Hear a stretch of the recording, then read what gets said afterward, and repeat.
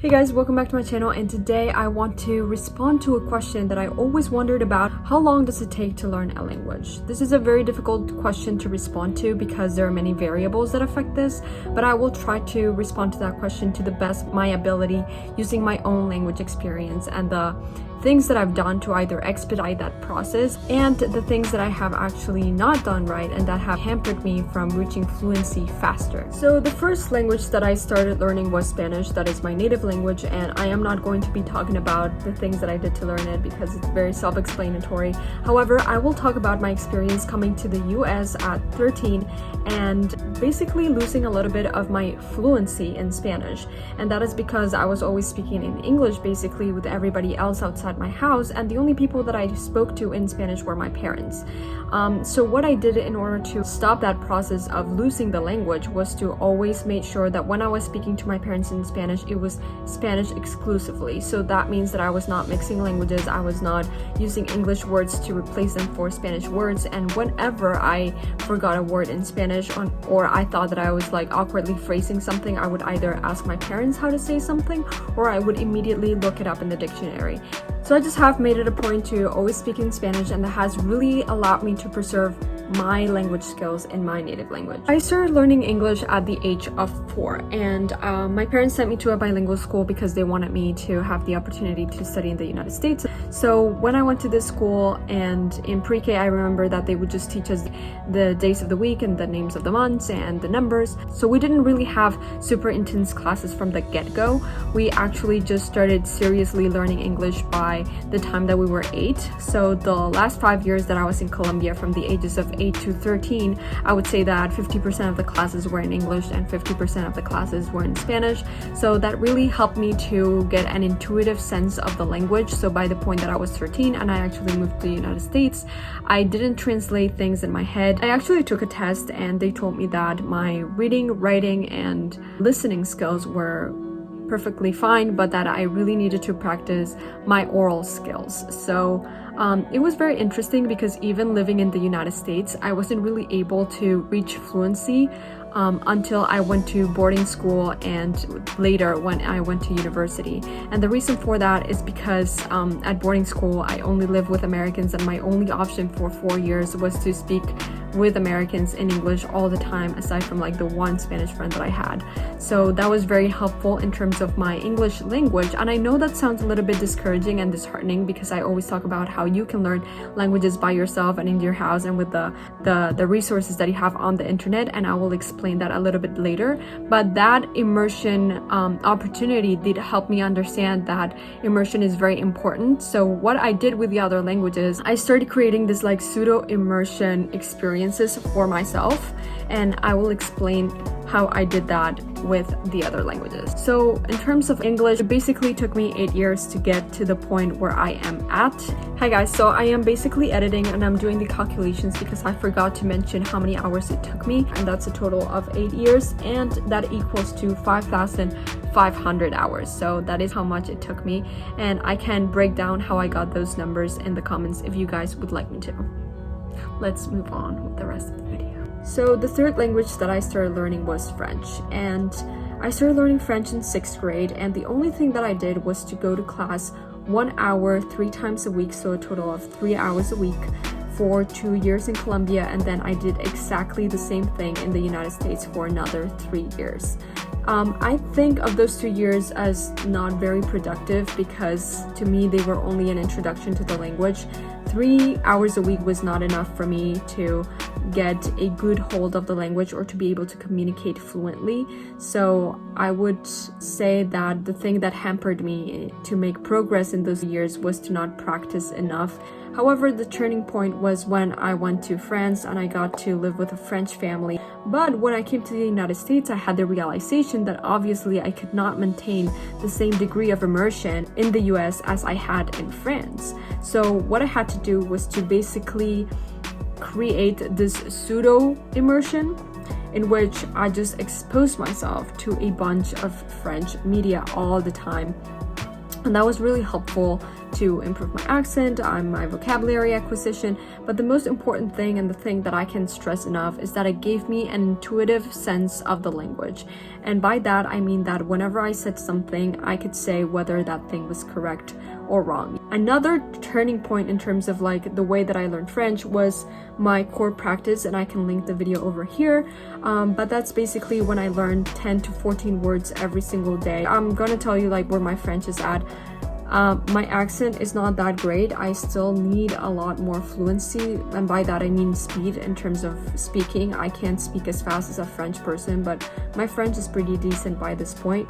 And one of the things that I have a lot of difficulty with is understanding slang. Slang is the hardest thing in French. One of the things that they have, you probably know this if you're learning the language, but if you ever were little and you played this game of spelling your name backwards, that is exactly what French people do with certain words, and they use them as slang. So they do that with a lot of words, and sometimes it's hard to like say which ones are spelled backwards and which ones are not, but that is one of the hardest things. They also have a lot of expressions, but obviously that is meant to happen with any other language you learn, and obviously it's a hurdle that I will encounter anywhere else. But let's go back to the calculation. So I'm not going to delineate everything, but basically it took me a total of 2,045 hours over 10 years to get to the point where I am at.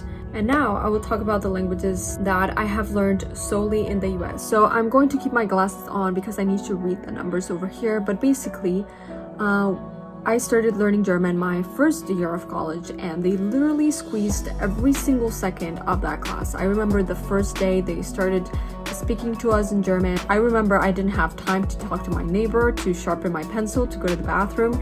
It was just German, and if you like missed a minute of the class, you were just completely lost. So that was not an option. So we met 5 times per week, and that was like about for an hour each time. Then we also had the language tables, which you can see over here on this very pretty video. And then we also did an event every single week that was also an hour at a time. Aside from that, we had homework, and that was the hardest part because I calculated about 2.5 to 3 hours a day, and that came to 17.5 hours every week. That is insane. And that is additional to the 10 hours of lectures and events and language tables that we had. So in total, that came to 27 hours per week. That is so much. 27.5 actually. And in the 2 years that I've been learning German, it came to 1,375 hours. So basically learning German at college was super intense. We even had this entire month where we only took German, like German was our only class, and it's called J-term.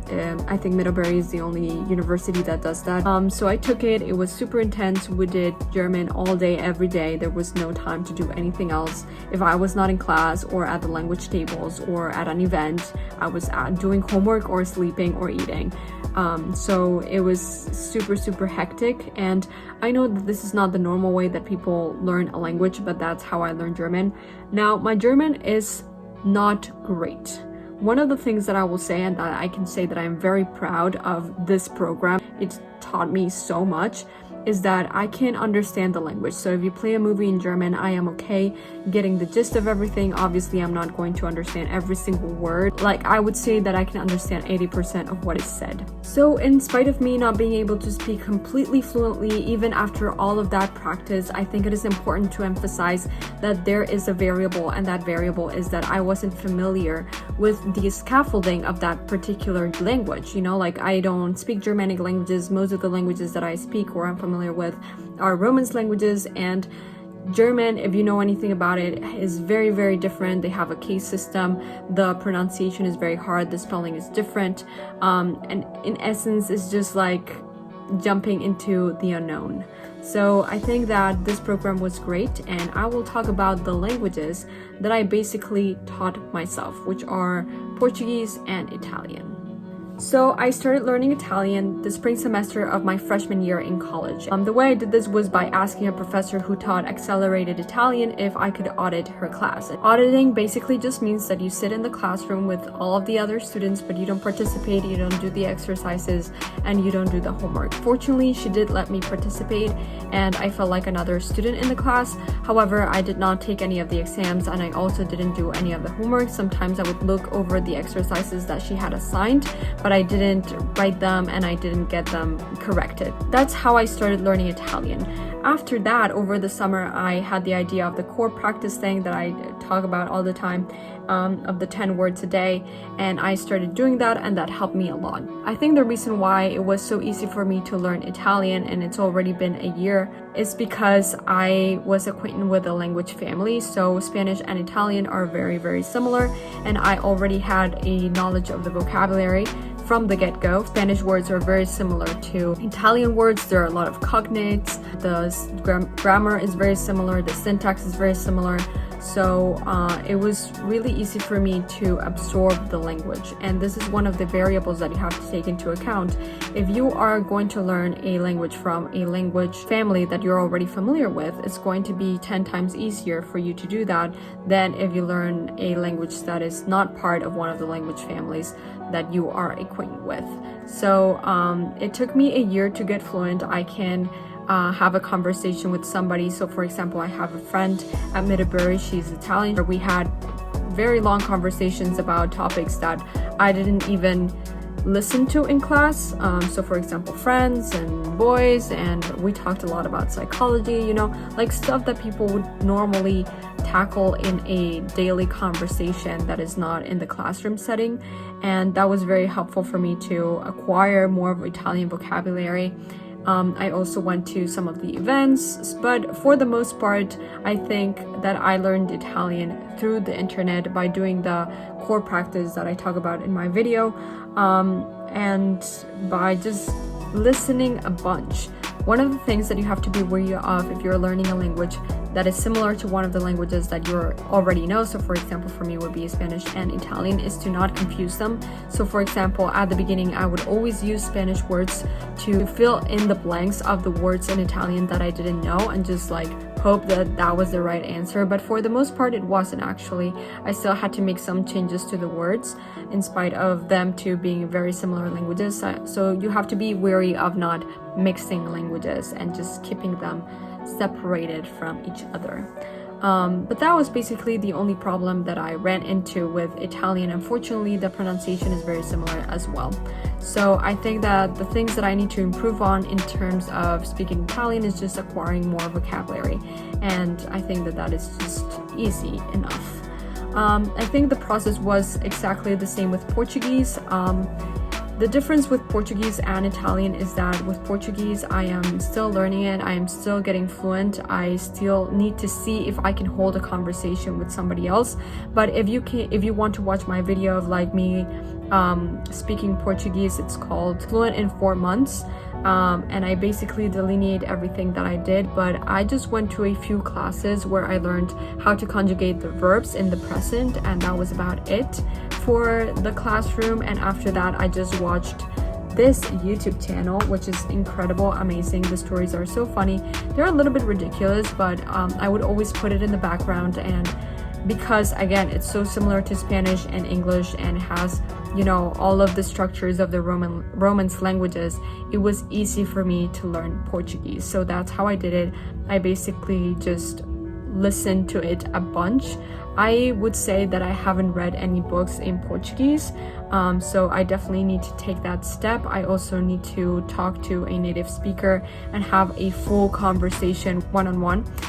Yeah, I think that's about it for the 6 languages. The 7th language I am learning, which I learned just for the sake of quarantine, is actually not Swedish. I retracted. I thought that Catalan was a better option because I was watching Merli, which is a Catalan show, and I fell in love with how it sounded, and I thought it was interesting how it was actually not that similar to Spanish. So that is what I'm learning right now. I am at the beginning stages with that language. And to end, I hope that this video, guys, has elucidated you in terms of how long it can take you to learn a language. It really depends on the quality of your practice, how much you practice, the language that you're learning, your capability, just as your individual self. So it depends on a lot, but I hope that I have commented on everything, on every variable that is important or relevant to the response of this question. So I hope that you guys have enjoyed this video, and please subscribe below and tell me how long it took you to learn all of the languages that you know. Bye guys, see you next week.